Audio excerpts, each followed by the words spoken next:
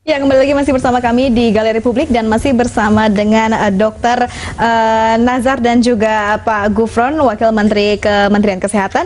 Nah, tadi kita sudah berbicara panjang lebar terkait dengan virus Ebola begitu ya.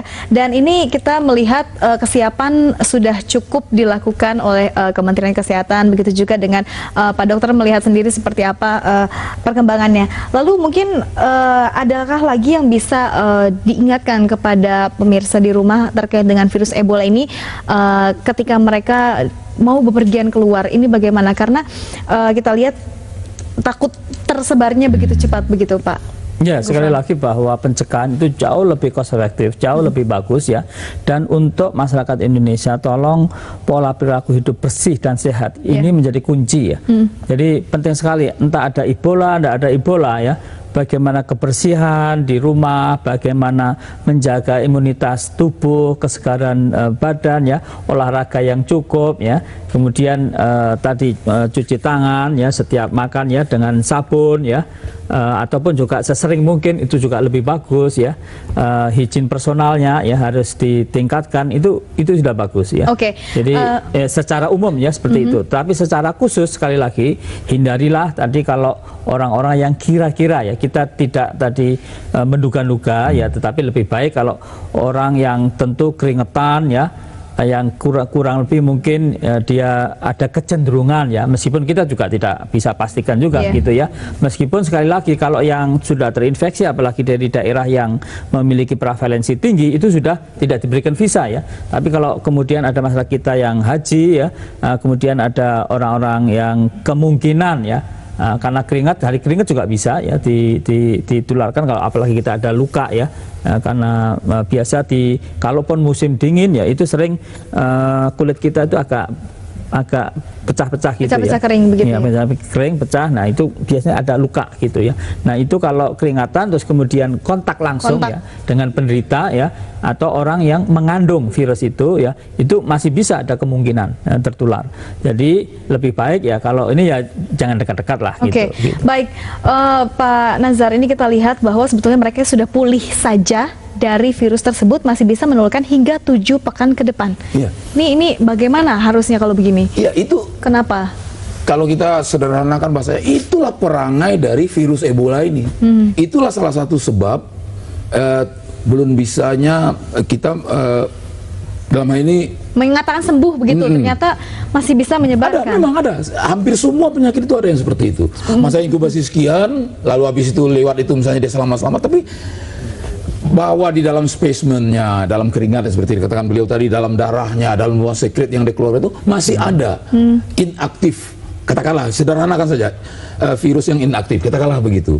Jadi virulensinya kenunya itu masih ada, sehingganya kalau saya tidak salah itu di literatur terakhir itu disebutkan diwanti-wanti apabila dia dinyatakan misalnya sembuh, paling kurang itu selain yang tadi bagaimana berkontak itu, termasuk juga kontak itu. Ini mohon maaf saya bilang tadi waktu pembukaan acara itu, kontak suami istri itu kadang-kadang suka terlupakan. Jangan dulu dalam gitu ya. Waktu berarti 7 minggu sesudah masa inkubasi. Jadi kalau total jadi 10 minggu kan? 2 bulan lebih, 3 bulan. Ya 2,5 bulan. Tapi tadi saya ingin menyambung yang beliau sampaikan, selain yang dikatakan itu tadi, bukan meringankan keadaan ini ya, tetapi yang penting kan buat masyarakat tadi sudah kita bahas cukup lengkap lah. Tapi barangkali saya mengajak, selain Depkes secara institusional akan pasti menekankan itu, tapi saya mengajak teman-teman saya para dokter ini dalam konteks ini, mohon dia lebih aktif memberikan penjelasan-penjelasan kepada masyarakat, sehingganya dengan begitu masyarakat tuh bisa ditenangkan. Seperti apa pertanyaan Pak Trisno tadi itu, dia bisa lebih tenang. Oh, rupanya nggak separah itu tadi, nggak seperti yang Anda katakan, kita nggak tahu nih. Ya sudah terkena virus atau belum? Apa enggak, lalu itu saya pikir itu ya Prof ya.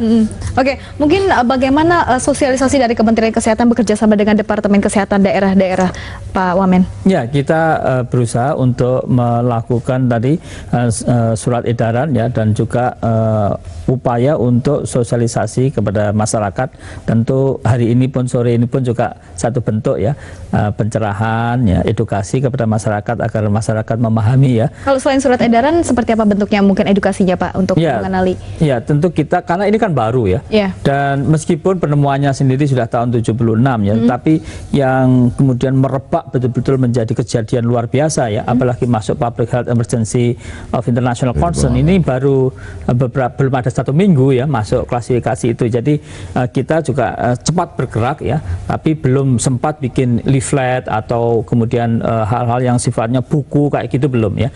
Tetapi bahwa kita akan menuju ke sana dengan melihat juga perkembangannya ya. Gitu. Tapi paling tidak sekali lagi kita secara cepat ya, melalui SMS, melalui berbagai macam upaya ya, Facebook ya, kemudian web ya, kita juga web pasang, dan melalui acara-acara baik di TV, di mass media dan lain sebagainya juga dilakukan ya. Selain koordinasi ya dengan lintas sektor dan dengan pemerintah daerah. Baik, Pak Dokter, ini terakhir mungkin untuk himbauan bagi teman-teman atau pemirsa di rumah yang memiliki peternakan tadi seperti yang Anda sampaikan, apakah mungkin seberapa besar persennya untuk seperti sapi akhirnya bisa teridentifikasi terkena virus, bahkan mulai dari kelelawar, babi, ke sapi, atau mungkin dari apapun itu, ini bagaimana himbauannya? Saya harus hati-hati nih mengatakan karena ini menjadi sensitif ya, saya ingin menyampaikannya pelan-pelan sehingganya nanti jangan diinterpretasikan bahwa wah, jangan-jangan sapi kita, kambing kita, kerbau kita bisa terkontaminasi. Sudah terkontaminasi. Satu, apalagi di pohon di belakang kandang sapi itu, kalau di kampung saya tuh masih banyak kelelawar. Itu dulu tolong. Nah, yang paling benarnya itu adalah sebagai orang-orang yang memelihara itu, termasuk juga nanti yang akan mengkonsumsi itu, yang paling penting itu adalah dia pertama menyadari bahwa ada saja kemungkinan, walaupun masih jauh di Afrika Tengah sana, tapi masih ada saja kemungkinan ya, binatang peliharaannya terkontaminasi.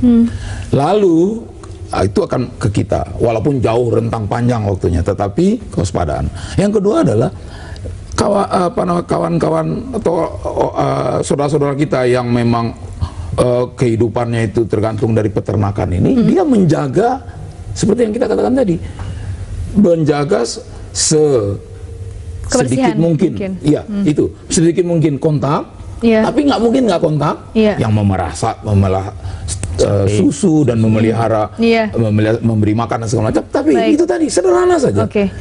Nggak usah macam-macam. Cuci tangan dengan bersih. Ganti, satu lagi, gantilah kalau bisa pakaian yang ada di situ, diganti. 2 itu saja. Kalau nggak bisa membeli masker, karena memang yang 2 itu yang paling penting. Baik, lagi semuanya kembali kepada kita, bagaimana kita menjaga diri kita sendiri. Semoga kita bisa terhindar dari virus dan jangan sampai masuk ke Indonesia. Terima kasih Pak Dr. Nazar sudah hadir bersama kami, Pak Wakil Menteri sudah hadir bersama kami di Studio JAK TV memberikan informasi yang luar biasa. Dan pemirsa, itu saja yang dapat kami sampaikan di Galeri Publik hari ini. Saya Siri Syarifah, sampai jumpa.